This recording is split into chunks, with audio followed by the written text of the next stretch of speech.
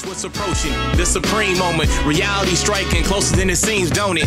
Go ahead, it's for the taking if you want it. If not, the dream dies and you'll be forever haunted. Then confront it. What's good? For today's video, I'm going to let you in on a little secret. For those that are unaware, this is actually the best unit in the game. So I don't know what your favorite Dokkan YouTuber's been telling you about the best unit in the game, but they're lying to you, because at the end of the day, this guy is the ultimate card in Dokkan Battle, alright? Nothing even comes close to this unit. Alright, I think that's enough jokes. Alright, so let's just go ahead and talk about it. I don't know, most of you guys probably know about this unit. This is probably the ultimate troll unit in Dokkan Battle. Of course, this guy's skill sets just make him absolute terrible because of, the passive skill and whatnot. So we'll go ahead and talk about that here in a second. But I think a lot of people did want to see this guy with max level links.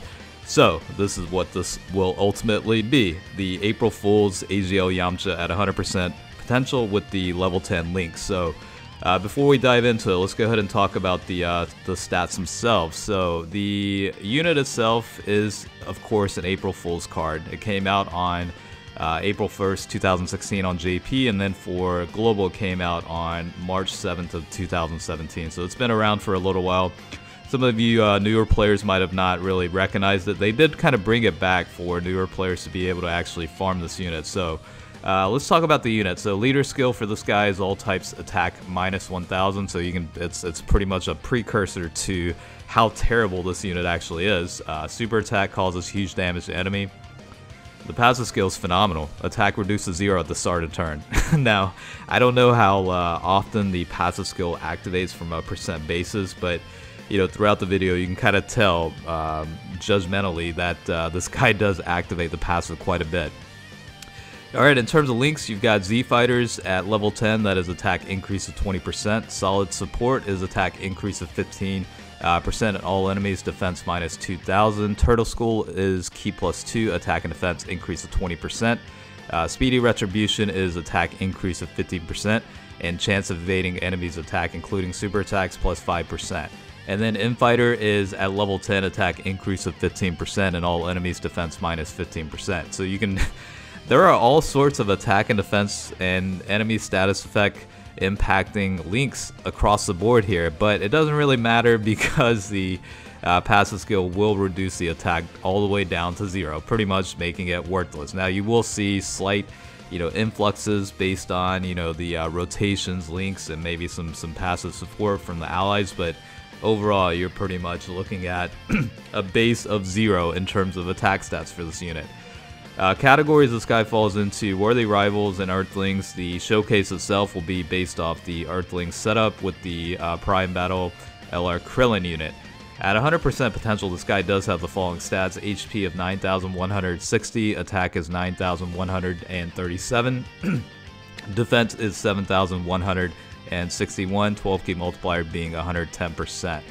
Now this guy is pretty terrible, but it is the ultimate, not only the ultimate troll card, but also a really good collector's item, so to speak, for showing off in your deck, whatever the case is, blah blah blah. It's just ultimately it just comes down to it's a card for shits and giggles. Again, there's various ways on, especially the Earthlings category, to link them up pretty well together. I mean, there's a lot of links shared with those types of units. Z Fighters is pretty common with that setup. Of course, Turtle School, Infighter as well, maybe Speedy Retribution a little bit. But the good thing, I guess, the silver lining to all this is they did make the changes with the link skills instead of traditionally in the past where it was based on a flat number of plus 500 or something to... in some cases it was straight up attack plus 300, that was it. But because of the changes rolling out, it did change to a percent basis, plus on top of that, you do have levels 1 through 10 where incrementally it does get better. Now, it doesn't really matter for this unit because of, the passive skill reducing attack all the way down to 0, but the point being, a lot of the units that are more obscure and obsolete did benefit from that new implemented system. Unfortunately, in April Fool Yamcha's case, it doesn't really have any impact. Now, you will see it every now and then, I guess, in terms of like when the passive necessarily isn't active, but I think for the most part, you can fully expect the passive skill to be active pretty much the entire time. So if you really did want to use this guy, you pretty much need to reverse Dokkan this unit into a more usable function. I think a lot of us, kind of reminisce and remember how funny this actually was when it first came out, because, in all honesty, back then, the whole Dokkan YouTube community, I guess it wasn't that common to have like leaks and data miners and stuff like that. It was there was some activity there, but it's not as prevalent as it is now. So a lot of times you had to find out about the new units or improvements upon actually doing it in the game. So I think a lot of us were a little bit caught off guard when we Dokkan Awakened the unit and found out what the stats were after the Dokkan Awakening. But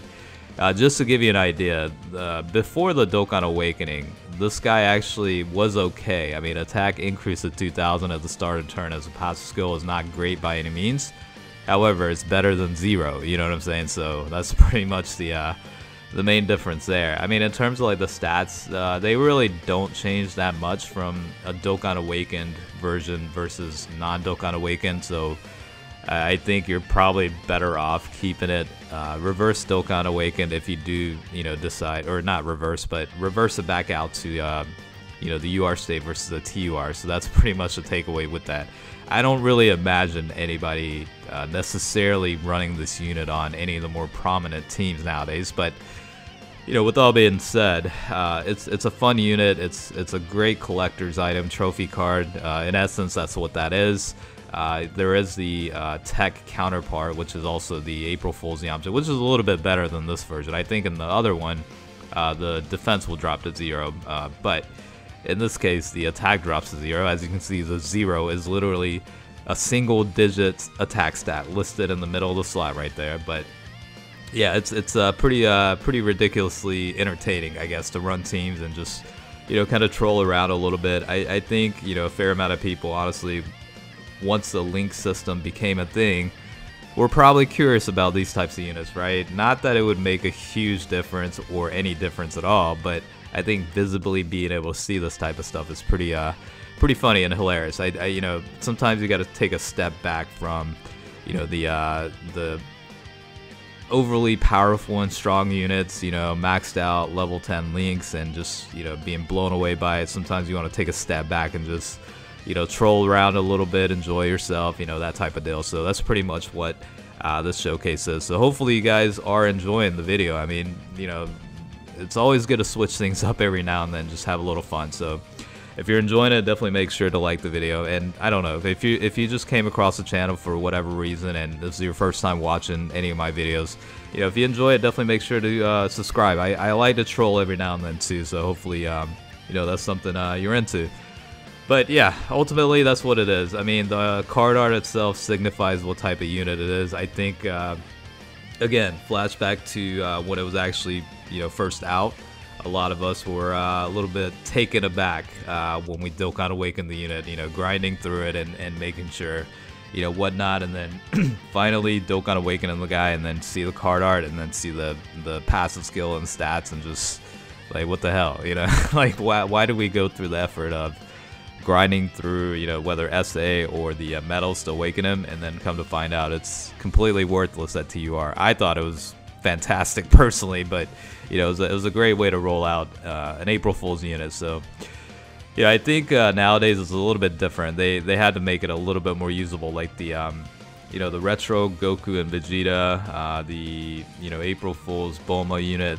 They're actually useful to a certain degree, whereas these guys are completely useless. So I guess they kind of have to take a little bit of a balanced approach in terms of what kind of card arts or cards to release.